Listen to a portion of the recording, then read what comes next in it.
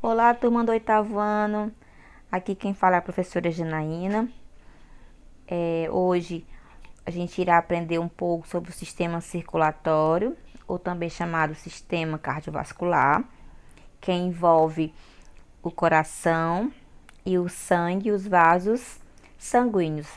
Então, o que é o sistema circulatório? Ele é formado por vasos, que chamamos de artérias, veias, capilares e vasos sanguíneos. Aqui no sistema, o coração vai funcionar como uma bomba central e o componente fluido vai ser chamado de sangue. Vocês podem observar nessa imagem, né? Aqui é uma foto de um coração normal. O coração é um músculo cardíaco chamado de miocárdio, que tem propriedade de se contrair e relaxar. Então, são dois movimentos que o coração faz. E o coração, durante um trabalho, um esforço físico, ele precisa receber constantemente oxigênio e nutrientes que chegam até ele através das artérias coronárias que irrigam todo o músculo cardíaco. O que é o coração? O coração é um órgão musculoso oco que está situado na caixa torácica entre os pulmões. Então, vocês podem observar bem essa imagem aqui, onde ele está localizado. Qual é a função do coração? A função do coração é bombear sangue para todo o nosso corpo, através dos vasos sanguíneos. O coração, na parte interna, vocês podem ver pelo slide que ele se divide em câmaras. Então, essas câmaras cardíacas recebem o nome de átrio e ventrículo. Então, nós temos dois átrios, o direito e o esquerdo, e dois ventrículos, o direito e o esquerdo. Essas câmaras estão aqui, elas têm a funcionalidade para não deixar o sangue venoso e o sangue arterial se misturar. Os vasos, como foi citado anteriormente, são as artérias, veias capilares e vaso linfático. Veremos agora o conceito de cada um. Primeiro são as artérias, né, que são vasos que levam o sangue para fora do coração e suas respectivas ramificações. Nessas ramificações podemos observar as artérias e as arteríolas. As veias são vasos que colhem o sangue proveniente dos capilares, levando de volta ao coração. Então, são as veias e as vênulas. Os capilares são vasos com menos, né? Então, ele é menor e mais fino, onde ocorrem as trocas gasosas. Quando eu falo trocas gasosas, eu quero dizer que é a troca do gás carbônico pelo gás oxigênio. Os vasos linfáticos, eles são semelhantes às veias, né, que recolhem um líquido intersticial, filtrando e reconduzindo a circulação sanguínea. Sobre os vasos linfáticos, nós iremos trabalhar esses vasos no próximo slide, que será na próxima aula. O sistema circulatório no adulto, o coração, ele bate cerca de 70 vezes por minuto. São as passagens sucessivas do sangue para as artérias que nos dão a sensação que o coração está a bater, né? Então, o sistema circulatório é formado pelo coração, que é o órgão principal, e pelos vasos sanguíneos. Então, vamos recapitular. O sistema circulatório, né? A gente pode perceber nossos batimentos. Então, na fase adulta, numa pessoa adulta, ele bate 70 vezes por minuto. As artérias, elas recebem esse sangue e dá a sensação que o coração está a bater. E nesse sistema, as duas estruturas principais é o que? O coração e os vasos sanguíneos. As camadas do coração. Aqui eu vou citar três camadas, né? Que é a parte externa e a parte interna do coração. Então, são três camadas: o pericárdio, endocárdio e o miocárdio. O pericárdio é a membrana que reveste externamente o coração como um saco. Então, esse externamente quer dizer a parte de fora. O endocárdio é a membrana que reveste internamente as camadas do coração. Então, esse endocárdio é a camada interna do coração. E o miocárdio é o músculo responsável pelas contrações vigorosas e involuntárias do coração. Situa-se entre o pericárdio e o endocárdio. Então, esse miocárdio é a parte do meio. Então, quando eu falei involuntário, porque sabemos que o nosso coração bate por conta própria, né? A gente não controla os nossos batimentos, que no caso é o coração que faz isso.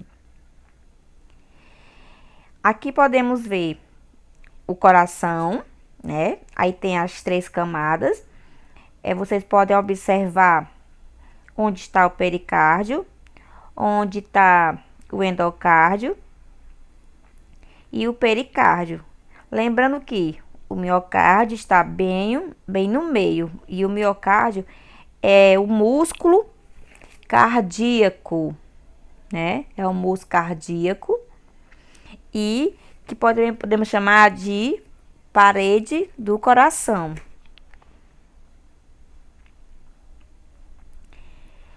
Eu falei anteriormente que o coração, ele faz dois movimentos, né? Eu falei que ele contrai e relaxa.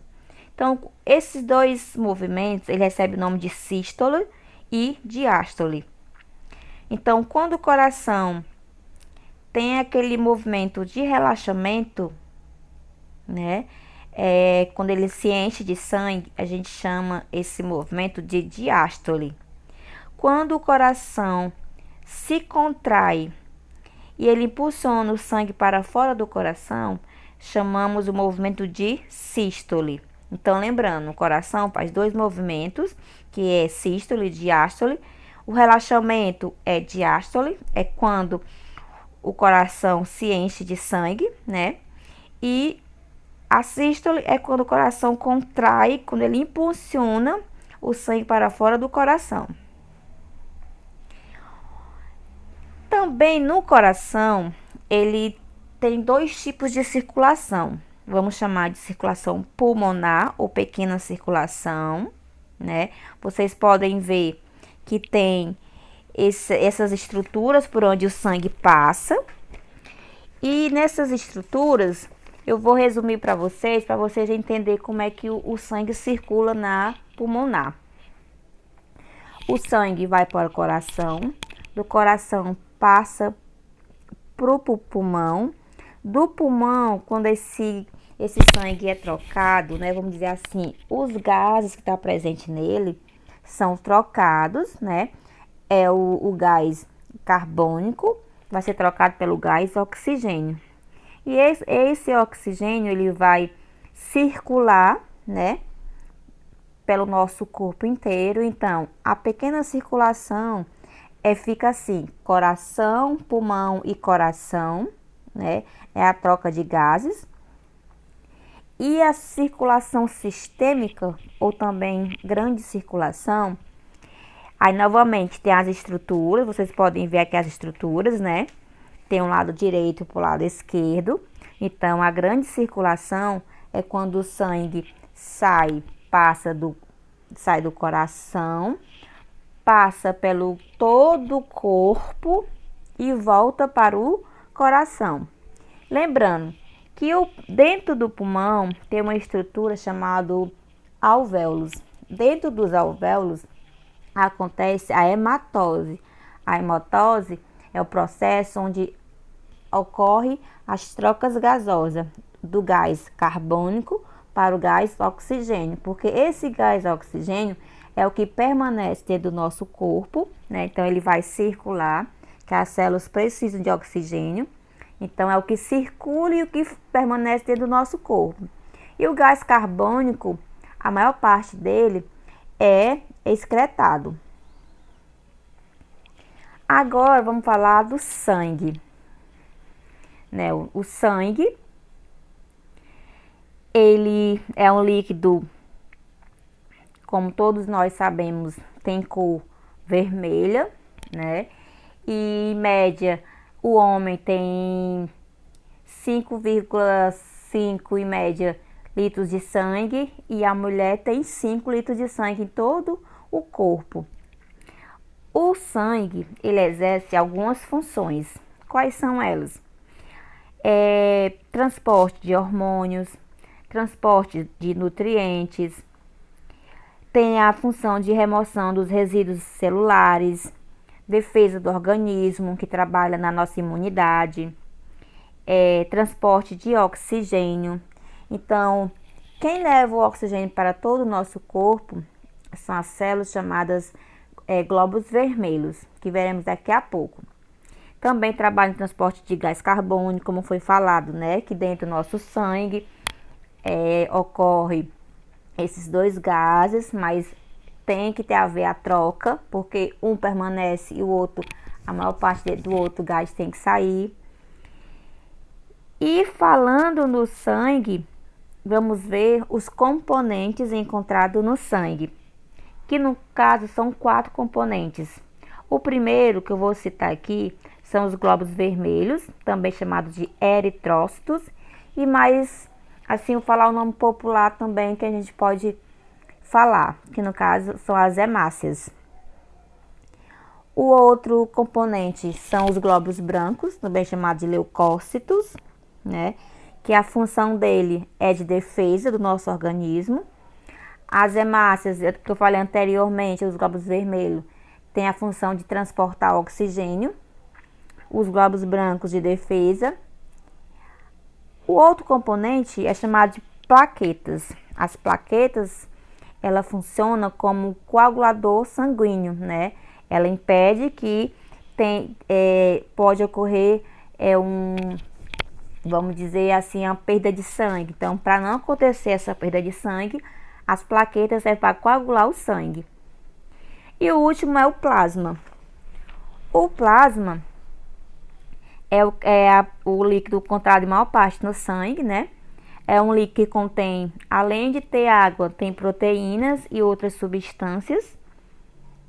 Então, lembrando que os componentes do nosso sangue glóbulos vermelhos, glóbulos brancos, plaquetas e plasma.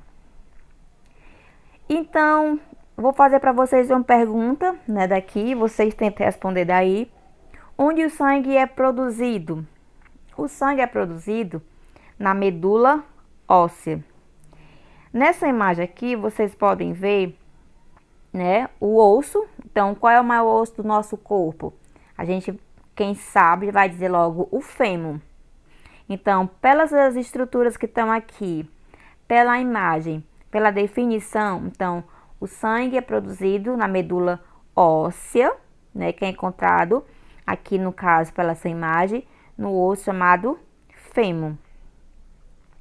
Que também podemos chamar aqui, ó, na medula óssea, é o famoso tutano.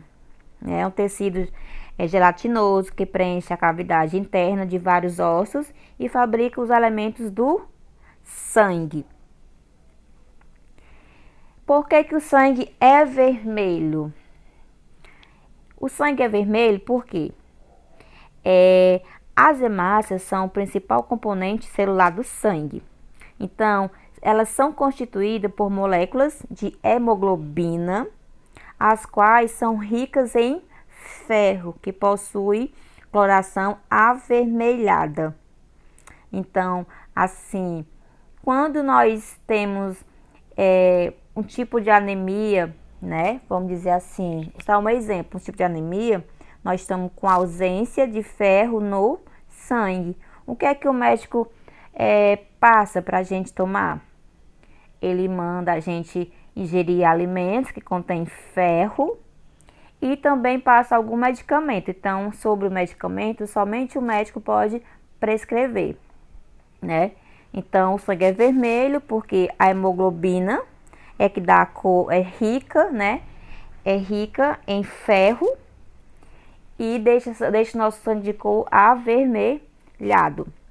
Aqui vocês podem ver, né, uma imagem onde as estruturas, como é o plasma, o glóbulo vermelho, as plaquetas, os glóbulos brancos, né, e os vasos capilares.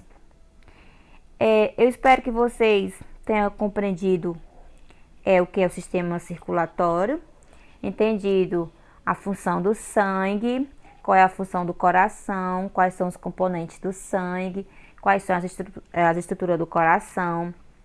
Então, para vocês aprender mais um pouquinho, vocês vão treinar, praticar, fazendo o exercício do livro e também o TD que vocês irão receber. Tenham bons estudos, fiquem em casa, se cuidem e até a próxima aula.